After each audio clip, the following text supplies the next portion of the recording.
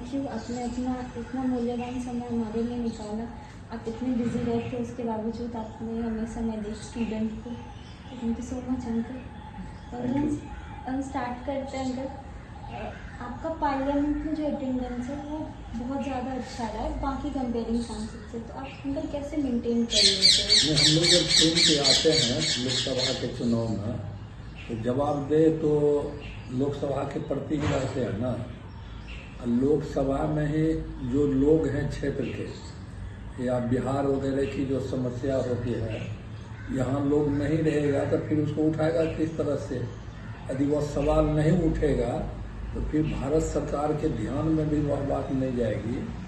और यहाँ रहने से और कंसस रहने से उसी का परिणाम है कि बड़ी बड़ी योजना उस कोसी इलाके में गई, बड़ी रेल लाइन की गई, और 4 लेन जो बना वो दरभंगा से वो भपटियाही होके उधर से जो निकला है 4 लेन, तो उसी सब का परिणाम है। बहुत सारी योजना है, तो कोशिश तो करना चाहिए सांसद को।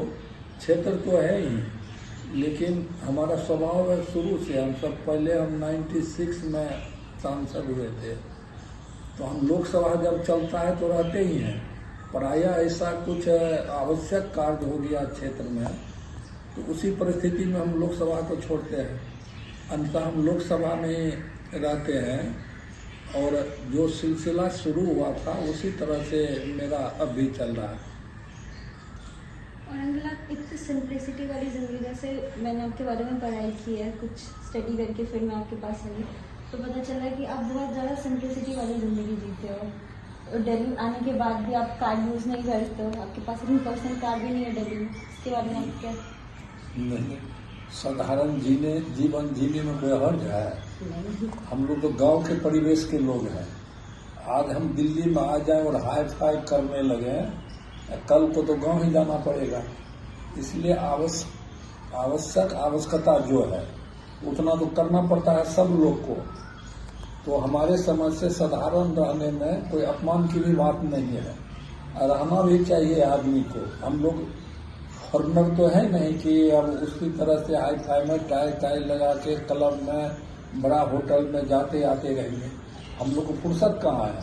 लोकसभा खत्म होता तो क्षेत्र की तरफ मुड़ते हैं, फिर कहीं न कहीं कोई समस्या हो या कहीं न कहीं किसी लोगों की मौत हो गई हो या किसी साथी के या जनरल लोग के यहाँ फंक्शन वगैरह हो गया, तो सबके मन में रहता है कि सांसद हमारे घर पर आ गए।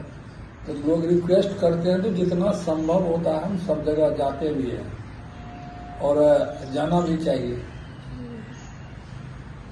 सहरसा में जैसे अंकल FM रेडियो की शुरुआत आपने की थी, तो उस टाइम आपको क्या समस्या आई थी? नहीं, उसमें एक सहरसा में HPT दूरदर्शन केंद्र की हम स्वीकृति कराए थे, और उसकी स्वीकृति हुई तो वह दूरदर्शन केंद्र इस देश का 3 जगह 20 किलोवाट का दूरदर्शन लगा। उसमें से एक सहरसा भी लगा, एक श्रीनगर में लगा, एक हैदराबाद में लगा।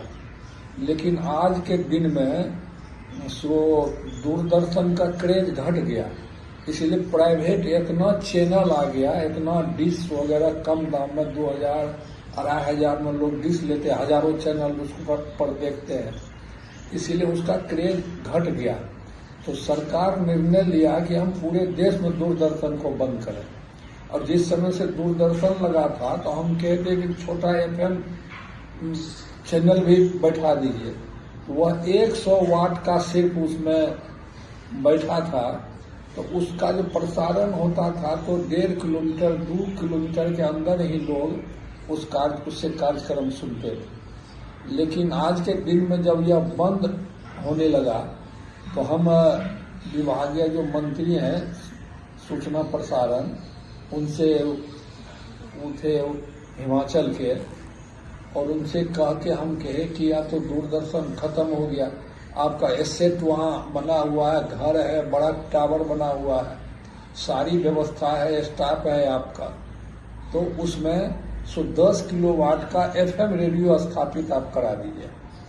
और 10 किलोवाट का स्वीकृति भी हो गया, उसका इंस्टॉलेशन का काम अभी हो रहा है। हम समझते हैं कि 2 महीना 2.5 महीना के बाद वो चालू होगा। तो चालू होगा तो जिस तरह से बड़े बड़े महानगर में एफएम रेडियो लगा हुआ है, तो गाड़ी में, टैक्सी में, दुकान पर, चाय वाले के यहाँ वो सुबह 7 बजे से लेकर 11 बजे रात तक समाचार और फिल्मी गाना वगैरह आते रहता है, उसी तरह की सुविधा वहाँ मिलेगी। और उसका जो क्षमता होगा 10 किलोवाट का, वो 80 किलोमीटर एरियल डिस्टेंस को कवर करेगा। जितना उत्तर उतना ही दक्षिण, उतना ही पूरब उतने ही पश्चिम के लोग उससे कार्यक्रम देख सकेंगे। तो लोगों को काफ़ी सरकारी जो योजना कार्यक्रम वगैरह चलता है उसकी भी जानकारी मिलेगी, समाचार भी आसानी से सुनने को मिलेगा। फिर मनोरंजन के लिए गाना का भी कार्यक्रम जो चलता है उसी तरह का कार्यक्रम उसमें भी चलेगा। तो उस इलाके के लोग, जो कोसी का इलाका जहां हम लोग रहने वाले हैं, वहां बहुत सारी विकास के काम नहीं हुआ था, लेकिन धीरे धीरे अब बड़ी रेल लाइन हुआ तो नेशनल हाईवे भी हुआ, कई 4 लेन भी हो गया। अब उसी इलाके से एक्सप्रेस हाईवे भी गुजर रही है पटना पूर्णिया, तो उसका भी जमीन अधिग्रहण का काम शुरू हुआ। तो वह उस इलाके में अब कहने के लिए यह लोग नहीं कहेगा कि इस इलाके का विकास नहीं हुआ। लेकिन जब हम 96 में एमपी बन के आए थे तो न बड़ी रेल लाइन थी, न नेशनल हाईवे था, न 4 लेन की कल्पना भी किन्हीं ने नहीं की। लेकिन आज के दिन में तो सब हो गया। उस जमाने में हम सहरसा से एमपी थे, तो उसमें हमारा क्षेत्र करजाइन आरवी हम ही में पड़ता था। बीरपुर का इलाका था, बीरपुर से पूरब का भी इलाका था, निर्मली भी था। तो दूर टर्म रहे थे, तो उस समय में बराबर हम उस इलाके में भी जाते आते रहे। बाद के दिन में तो फिर विधायक होते रहे, मंत्री होते रहे, फिर खगड़िया से सांसद हुए 2 बार से, मधेपुरा से सांसद है। तो उस इलाके में के लिए ही हम लोग सांसद चुने जाते हैं। इस बात का ख्याल रखते हैं कि जब हम सांसद हुए तो जनता को तो बहुत अपेक्षा और उम्मीद रहती है, तो उसी अनुरूप तो अपने आप को ढालना भी चाहिए, उतरना भी चाहिए। और लगे रहते हैं तो जो काम असंभव काम भी है वह सब हो रहा है। इसीलिए लगने से कोई भी काम असंभव नहीं होता। अंकल, जैसे बताइए, बिहार में कोलाइट गवर्नमेंट है, 3 गवर्नमेंट एक साथ मिलकर काम कर रही है। और कोलाइट गवर्नमेंट है, 3 गवर्नमेंट एक साथ मिलकर काम कर रही है। तो जैसे उसमें युवा नेता भी बहुत सारे शामिल हैं, और हम हमेशा से सुनते आ रहे हैं कि पॉलिटिक्स में आने का मतलब एक्सपीरियंस होता है। तो अभी जो युवा नेता आए हैं और आप लोग जो बहुत पहले से काम कर रहे हो, तो आप लोग जो एक साथ मिलकर काम करते हो, तो कहीं कोई कठिनाई, परेशानियां भी आती है?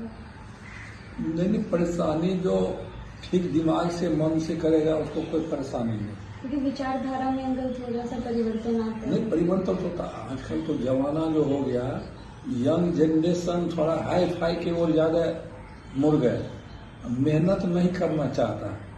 वो चाहता है कि बैठे बैठाए हमको कुछ मिल जाए। लेकिन आप राजनीति में स्थापित होना चाहते हैं तो आपको तो समाज में स्थापित होना पड़ेगा, समाज में विश्वास जगाना पड़ेगा कि लोग आपको समझे कि हम हमारे समाज के लिए काम करने वाला है। तब लोग उसके प्रति मुखातिब होंगे और उसको भी मौका मिलेगा। यदि ऐसा नहीं करेंगे तो लोग तो वैसे आते हैं जाते हैं, उससे काम नहीं चलेगा। और आगे उनके वजह से पॉलिटिक्स में अभी नीतीश कुमार सर के बेटे तुरंत पॉलिटिक्स में आए हैं, चिराग पासवान सर हैं, राजेश वर्मा जी हैं, हमारे बहुत सारे युवा जो अभी पॉलिटिक्स में आए हैं। तो ये उनमें आपको क्या लगता है बिहार का भविष्य आगे जाके कौन हो सकता है? नहीं, भविष्य कोई जरूरी नहीं है कि जो आप युवा या उसी से भविष्य बनेगा। जो पुराने लोग हैं उससे भी भविष्य बनेगा। लेकिन जो आया मेहनत से लोग आएगा तो ज्यादा स्थापित होगा। यह नहीं कि हमारे पिताजी बहुत बड़े आदमी हैं उसी बहाने हम आ जाएंगे, उसको स्थापित होने में समय लगेगा। और पहले कहे ना कि राजनीति कोई साधारण चीज नहीं है, बहुत त्याग और लगन इसमें खोजता है। तो यही बेसिक फर्क है। तुरंत आ जाना, हमारे परिवार में बड़े लोग थे उसी बहाने हम आगे लॉन्च किए, तो उसको टिकने के लिए तो अब नए सिरे से मेहनत करना पड़ेगा। नहीं करेगा मेहनत तो फिर उसके लिए दिक्कत होगी। Thank you.